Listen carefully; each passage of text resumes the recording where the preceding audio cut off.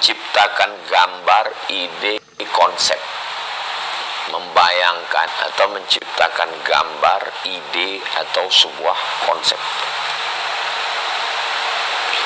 Dari mana dia datang? Datangnya itu yang disebut dengan ilham. Kalau kepada Nabi namanya wahyu. Kalau kepada manusia biasa, orang baik, namanya ilham. Kalau kepada orang jahat, namanya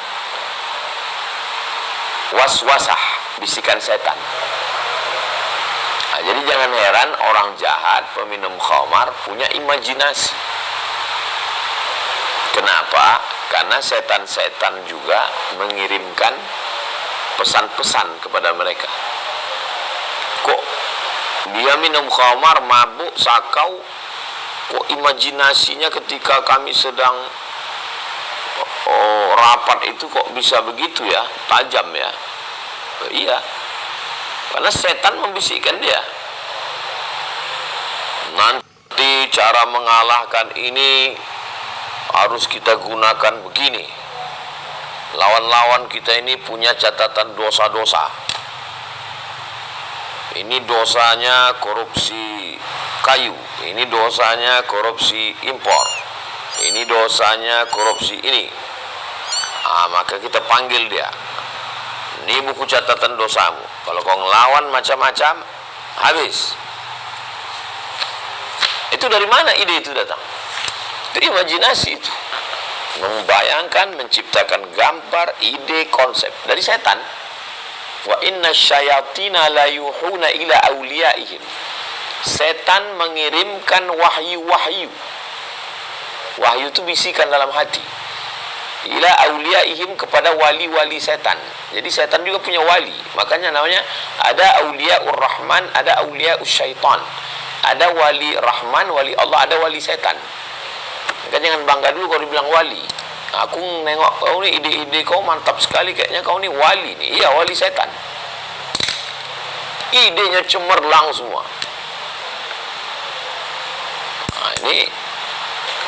Nah, itulah kenapa kita perlu berwudu. Ada amalan wirid zikir. Untuk apa? Supaya kita mendapatkan imajinasi yang datangnya dari Allah, dibawa oleh malaikat. Mendapat ilham, berimajinasi. Nabi SAW mengatakan, riwayat Imam Ahmad bin Hanbal, poin yang ke-9, la tuftahannal Qastantiniyah. 9, la tuftahannal Qastantiniyah, kamu akan Konstantinopel akan dibebaskan. Bayangkan, masyarakat gurun pasir, primitif, ketinggalan zaman, tidak pernah punya peradaban, di Makkah, Madinah yang kering kerontang. Lalu kemudian ada imajinasi bahwa kamu akan menguasai Konstantinopel, kota termegah, termewah di dunia saat itu, sampai hari ini. Panjang umur, sehat badan, kita bisa masuk ke Masjid Muhammad, Masjid Hagia Sophia, melihat bagaimana arsitekturnya itu. Kenapa bangunan ini sejuk walaupun di musim panas? Karena di bawah itu ternyata kolam air, mereka tembok, baru dikasih batu pualam yang dingin. Maka sepanas apapun cuaca, di dalam itu sejuk, suara menggema, semua berdecak kagum. Dan Nabi mengatakan kamu akan menguasai Konstantinopel. Itu kan imajinasi yang luar biasa. Berimajinasi. Dari mana datang, di mana letak imajinasi itu? Di sini. Dari mana sumber imajinasi itu datang? Bisa dari Allah, dibawa malaikat, bisa dari setan. Makanya imajinasi setan juga luar biasa. Orang-orang jahat itu untuk menguasai, imajinasinya juga hebat. Makanya kita mesti mendekatkan diri kepada Allah supaya dapat imajinasi yang benar. Saya kelas 3 SMP tahun 1993 datang ke rumah Imam Masjid Raya Medan. Rumahnya di Simpang Limun, namanya Syekh Jalaluddin Abdul Muttalib, Muallim Jalal. Habis sholat subuh, Assalamualaikum Syekh. Waalaikumsalam. Saya mau ke Arab. Saya itu nggak tahu Mesir, nggak tahu Maroko. Pokoknya saya mau ke Arab. Dari mana saya dapat? Sekarang kalau saya ketemu sama anak-anak SMP kelas 3, selalu saya pikir itu, berarti aku dulu sebesar kau inilah waktu mau ke Arab itu. Dari mana saya berimajinasi tentang sekolah di Arab?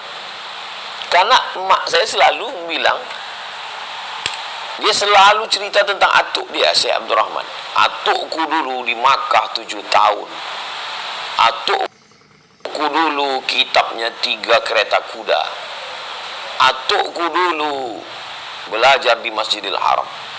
Jadi cakap dia yang selalu bercerita tentang atukku itu masuk ke kepala saya. Saya berimajinasi aku ingin ke Arab. Gimana caranya supaya aku ke Arab macam dia?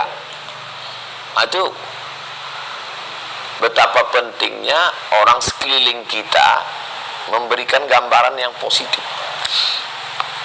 Saya baru merenungnya itu sekarang. Kok bisa aku dulu kelas 3 SMP datang ke rumah imam besar, minta kirim ke Arab. Beberapa waktu yang lalu datang beberapa anak pondok ke rumah ini, minta motivasi. Terus saya tanya, udah tamat pondok? Tamat Ustaz tahun ini. Kau mau kemana? Kau mau kemana? Nggak ada yang tahu mau kemana. Entah mereka malu, entah nggak punya imajinasi. Jadi saya selalu berpikir, berimajinasi, aku akan begini, aku akan begini.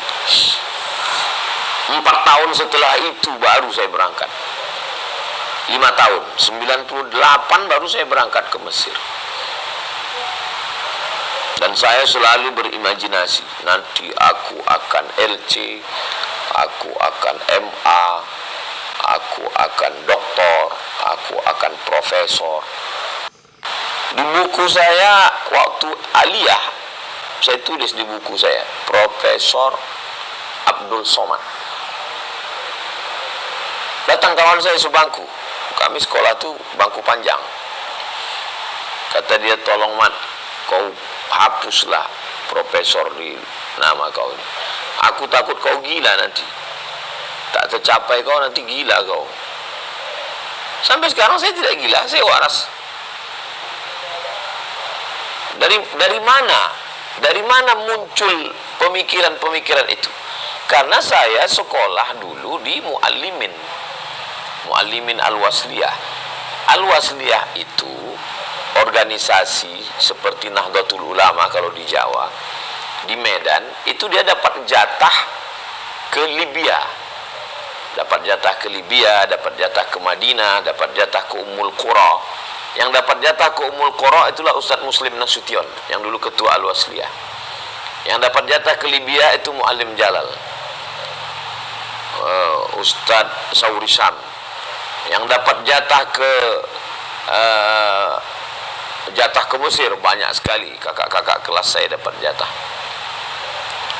Jadi ketika mereka pulang, itulah yang dalam pikiran ketika guru di kelas saya, wali kelas saya kelas 1 SMP, namanya Hajah Cik Tanti Taufik LC, masih hidup. Dia bercerita tentang, kata dia, saya dulu di Iskandaria, Alexandria, kalau sudah musim bunga, mekar bunga itu cantik di pinggir-pinggir jalan. Saya waktu itu seolah-olah saya sudah sampai ke Alexandria itu. Makanya ketika 98 saya sampai ke Mesir, mana Alexandria itu saya cantik. Oh memang cantik, tanya. 200 kilo dari Kairo. Tepi laut Mediterania, jembatannya, muntazahnya, pantainya, tempat jalan-jalannya. Jadi kita sebelum ke sana sudah berimajinasi duluan Karena mendapatkan cerita. Itulah pentingnya orang-orang sekitar kita. Dari mana imajinasi itu datang? Dari bacaan, dari bisikan orang. Begitu juga kalau yang di sekeliling kita orang-orang jahat, dia juga akan memberikan imajinasi. Nanti kalau kau berhasil jual narkoba ini 1 kilo dapat kau 1 miliar, nanti kau punya, ya begitu. Jadi itulah pentingnya seorang ayah, seorang ibu berimajinasi, memberikan imajinasi, memberikan cerita, sehingga orang yang mendengar cerita itu membayangkan atau menciptakan gambaran, ide, konsep. Saya setiap subuh Senin, subuh Selasa membacakan tafsir Jalalain ke santri.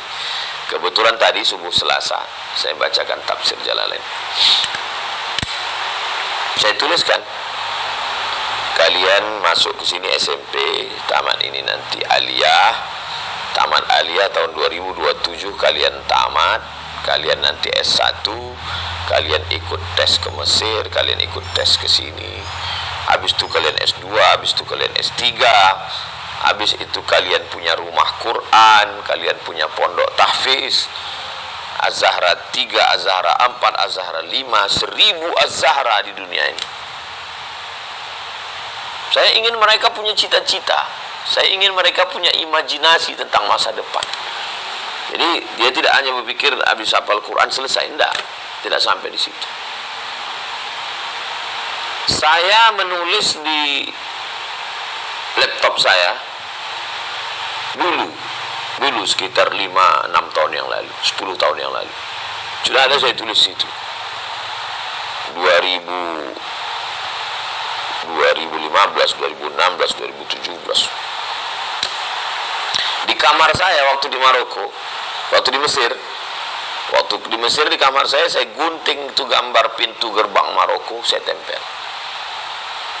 Ini kepala saya tidur, di bagian kaki saya, pokoknya saya mau tidur, saya melihat gerbang Maroko.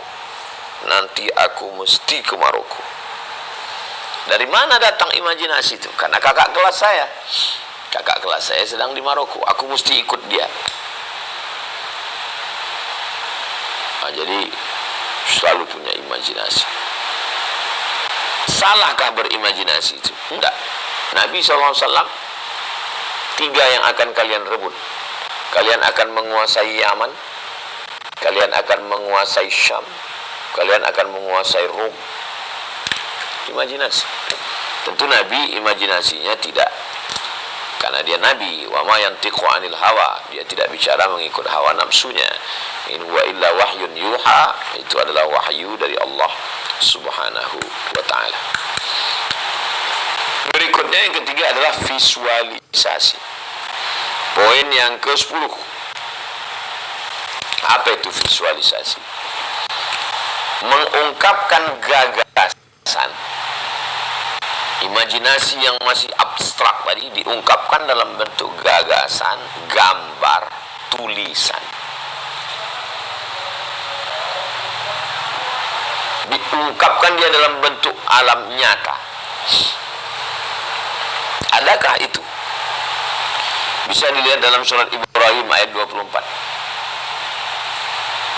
Poin yang ke-11. Contohnya dalam surat Ibrahim ayat 24.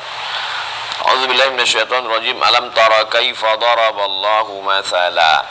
Apakah kamu tidak melihat bagaimana Allah memberikan perumpamaan? Kalimatan thayyibatan. Kalimat la ilaha illallah. Kasyajaratin thayyibatin. Seperti pokok kayu yang kokoh. Asluha thabitun, akarnya menghunjam ke tanah. Wa far'uha fis sama, cabangnya ke langit. Akarnya menghunjam ke tanah, cabangnya ke langit. Pohon yang besar, akarnya menghunjam ke tanah, cabangnya ke langit. Itulah dia kalimat la ilaha illallah. Kita punya tauhid. Bagi sebagian orang tauhid itu apa sih tauhid? Tauhid itu benda apa? Ayam, terbayang ayam. Gajah, terbayang gajah. Gajah besar, ayam kecil. Tapi ketika tauhid, Apa tauhid? Visualisasinya apa? Tauhid itu kasajaratin thayyibatin, pokok kayu yang besar. Siapa yang pernah pergi mengambil madu, kayu tualang, 5 orang kami memeluknya, baru nyambung tangan kan. Asluha thabitun, akarnya menghunjam ke tanah, wa far'uha fis sama, pucuk rantingnya ke langit. Itu tauhid. Nah, bagaimana mengungkapkan itu, memvisualisasikannya. 12. Makanya ada dalam Al-Quran itu ada buku judulnya Al-Amthal fil Quran, perumpamaan dalam Al-Quran. Siapa yang bersedekah pahalanya banyak. Banyak. Terus gimana mengungkapkan, memvisualisasikan banyak itu gimana? Lihat surat Al-Baqarah 261. Kama thali habbah, satu biji, ambatat sab'a sanabil, tumbuh 7 cabang. Wa fi kulli sumbulatin mi'atu habbah, satu cabang ada 100, 200, 300, 400, 500, 600, 700. Wallahu dha'ifu liman yasha. Allah lipat gandakan lebih banyak lagi daripada itu. Wallahu wasi'un alim. Allah itu maha luas karunia-Nya. Berawal dari kata-kata, berubah menjadi pemikiran, wujud di alam nyata. Sebenarnya gambar zaman sekarang mudah. Orang berpikir tentang membangun sebuah Islamic Center, maka dia tinggal yang pandai buat 3D. Ini bangunan Islamic Centernya, di sekelilingnya ada ruko, di situ ada klinik kesehatan, klinik gigi, klinik bersalin, klinik kulit, klinik kecantikan yang Islami. Di situ ada kantor-kantor, kantor MUI, kantor NU, kantor Muhammadiyah, kantor Perti, kantor Persis, kantor Matlaul Anwar. Di situ ada lapangan basket, lapangan sepak bola, futsal, supaya orang main futsal setengah jam sebelum azan maghrib stop, sholat dulu. Lalu kemudian di situ ada tempat convention hall pernikahan, supaya acara walimahnya IO-nya itu Islami, jangan lagi musik pakaian jahiliyah. Di situ ada UMKM, sehingga orang-orang yang tidak punya toko dia bisa letakkan barang, keripik, kerupuk, peyek, bumbu pecal, madu, semua kerajinan, sehingga muncullah satu masjid paripurna. Nah, memvisualisasikannya di alam nyata, ya beberapa pakar menggambar, maka dipresentasikanlah ini kepada gubernur, wali kota, bupati. Bapak akan meninggalkan apa nanti kalau sudah selesai jabatan ini? 5 tahun ini mau buat apa? Oh, ternyata kami bisa buat ini ya, Islamic Center. Iya, langkah pertamanya bebaskan tanahnya dulu. Setelah tanah dibebaskan, apakah akadnya wakaf atau dibeli Pemda atau masyarakat menghibahkan? Setelah itu baru bangunan. Terus nanti kalau bangunan selesai, yang ngajar siapa? Kirim anak-anaknya. Anak-anak sekarang yang berprestasi hafal Quran kirim ke Mesir, kirim ke Yaman, ke Ahqaf. 4 tahun pulang. Mereka yang akan ini. Buat kampusnya di kota strategis. Kenapa? Supaya pagi orang jam 7 datang pick up, meletakkan anaknya, masuk kantor, suami kerja, istri kerja, sore jam 5 ambil anak, bawa pulang. Sampai rumah capek, tidur. Siang full belajar. Sehingga pendidikannya dapat, ekonominya dapat, kekuasaannya dapat. 5 tahun ke depan mau kampanye udah ada bahan, nggak bohong-bohong lagi, nggak cerita jalan belobang, nggak nyerang-nyerang orang, cerita bagaimana prestasi